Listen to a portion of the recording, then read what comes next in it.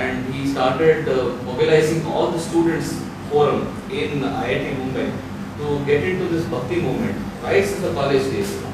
So immediately after passing out from IIT, most of his batchmates they went to US. So he told his father, just give me one cow and a village where I can go and stay and spend the rest of my life doing only Bhakti. So that is the kind of simple aspiration that he had. Immediately after passing out from IIT, he decided to get into Brahmacharya Diksha in a much more austere way. And for 5 years he was associated with ISKCON, and thereafter he decided to switch from Brahmacharya straight away to sannyas. Actually, we go through the 4 stages of Brahmacharya, Grihastha, Vanaprastha and then sannyasa. So he has skipped what is called Grihastha and Vanaprastha, straight away from Brahmacharya Diksha he has taken sannyasa. And in fact, since his ISKCON days, he had been a wide publisher of books of different translations written by Prabhupada, and he has been very active in distribution of Bhagavad Gita, even in for the Bhaktivedanta book trust. And then after having spent about a couple of years with ISKCON, he got an opportunity to speak on Bhagavad Gita on Sony television. He used to come regularly in Sony television. If you had watched somewhere around 1998, 99, in that period. So around 8-9 years back, he was a regular presenter on Bhagavad Gita in Sony and Star Plus. And then subsequently, after he has gone quite deep into the subject, he realized the kind of importance which Chaitanya Mahaprabhu played in terms of giving the Hare Krishna Mahamantra for Kali Yuga.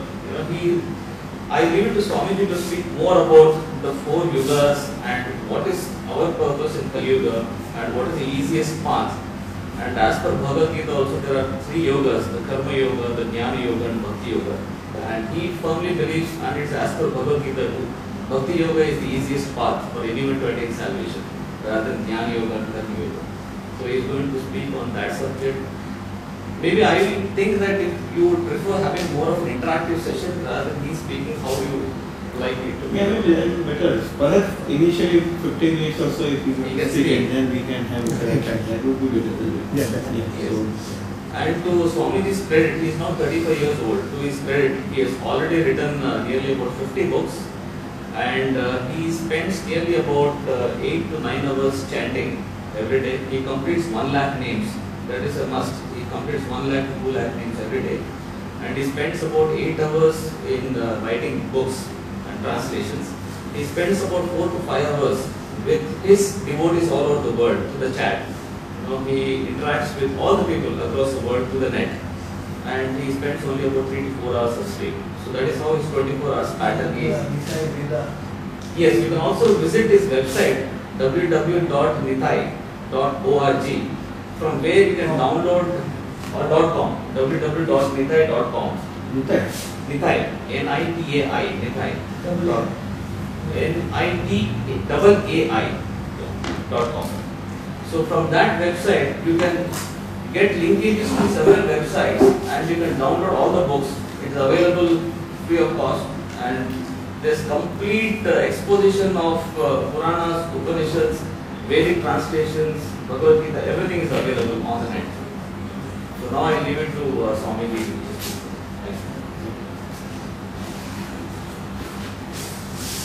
So we will chant the invocation mantra.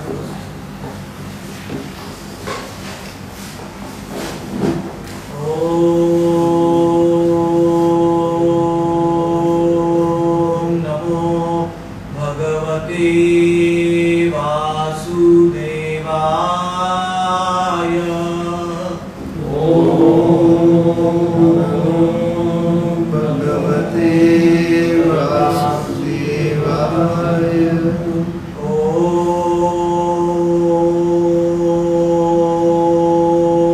Om Namo Bhagavate Vasudevaya.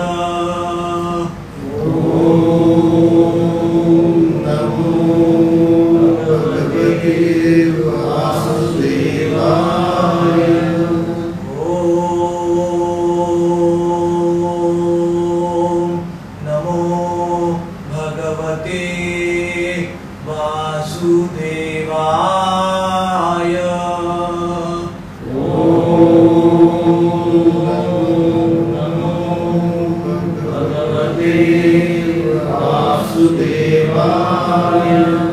Ishavasyamidam sarvam Yat kinchat jagatyam jagat Tena tyaktena mujitha Madrita kasya svidhanam Om Purnamadaha Purnamidam Purnat Purnamudachyate Purnasya Purnamadaya Purnameva Vashishyate Om Ajnana Timirandhasya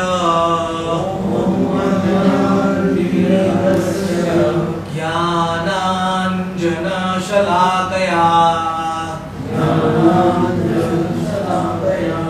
Chakshurun Militam Yena Tasmai Shri Gurave Namaha Tadviddhi Pranipatena Pariprashnena Sevaya Updekshanti Te Jnanam Jnaninastattvadarshinaha Sarvadharman Parityajya Mamekam Sharanam Vraja Aham Tvam Sarva Papebhyo Mokshayishyami Ma Shuchaha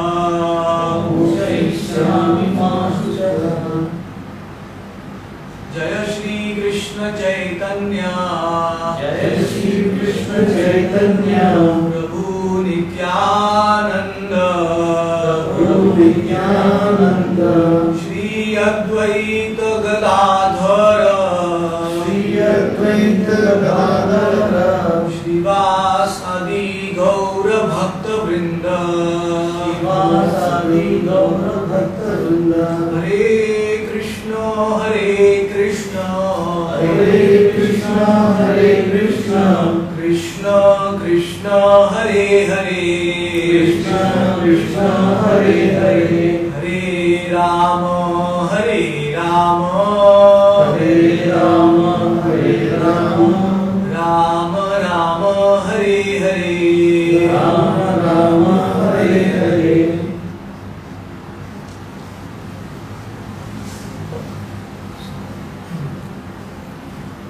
The fundamental principle of any kind of spiritual awakening is spiritual sound vibration. Without spiritual sound vibration, we cannot realize the import of any of the Vedic mantras. Neither we can realize our real identity of being the Atma. The power of spiritual sound vibration is that it can penetrate right into our heart. Our soul is actually having a lot of coverings in our conditioned stage. As per the Gita, Lord Krishna says, Bhumi, Rapo, Nalo, Vayu, Kham, Mano, Buddhi, Revacha, Ahankara, Iti, Yamme, Vinna, Prakriti, Ashtadha.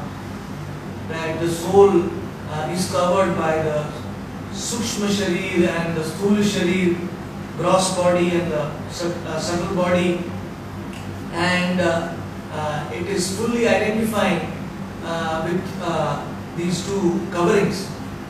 So, to realize the potential of our soul, we have to penetrate into the gross body as well as the subtle body and actually awaken the soul by spiritual sound.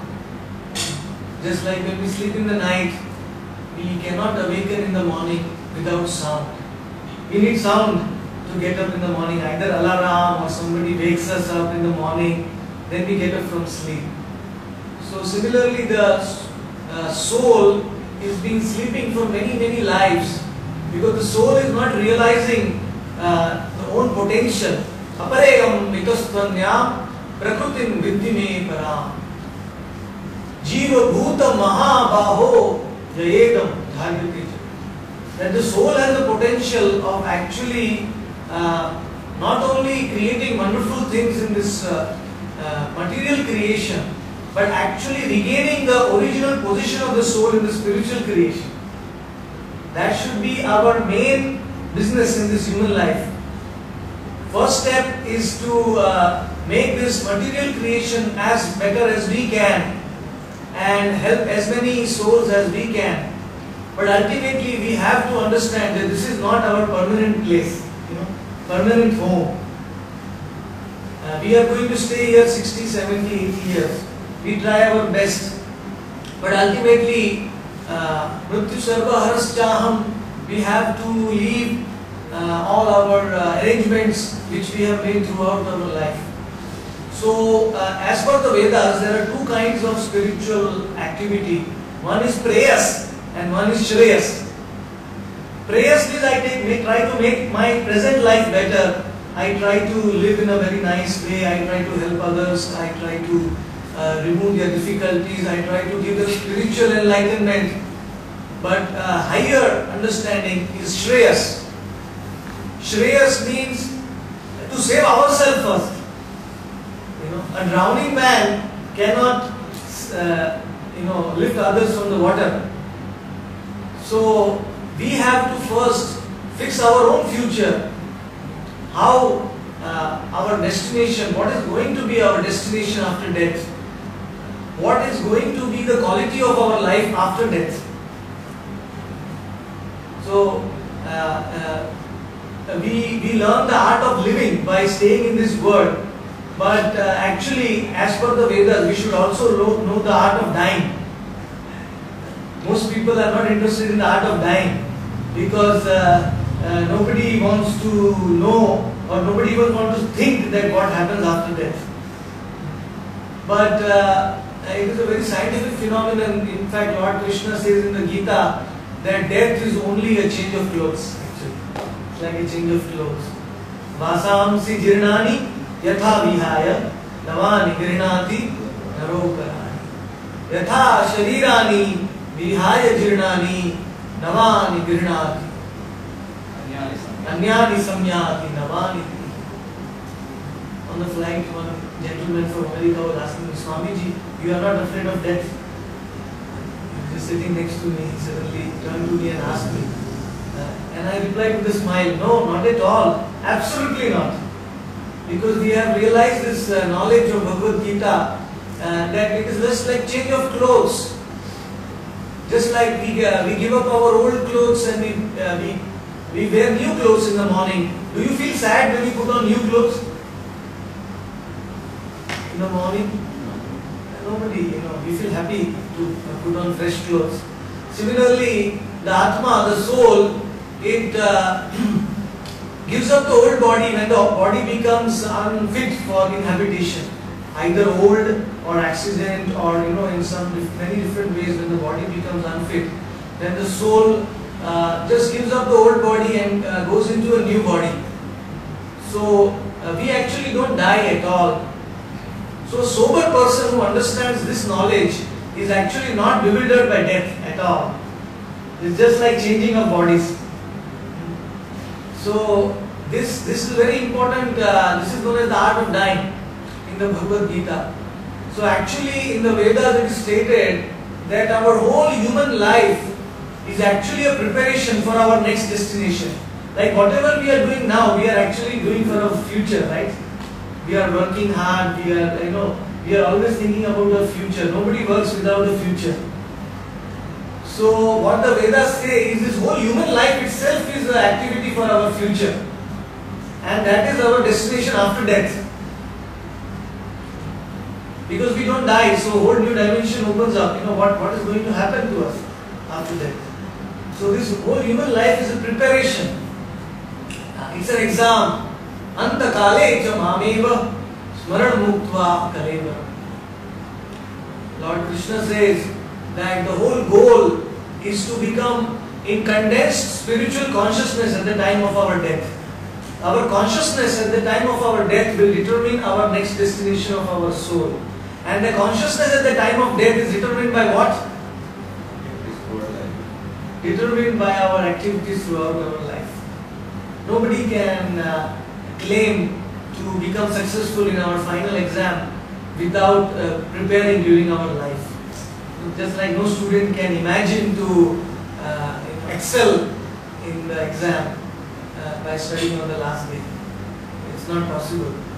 So that is why our attempts are very noble. We may try to live a very noble life, try to help others, but ultimately,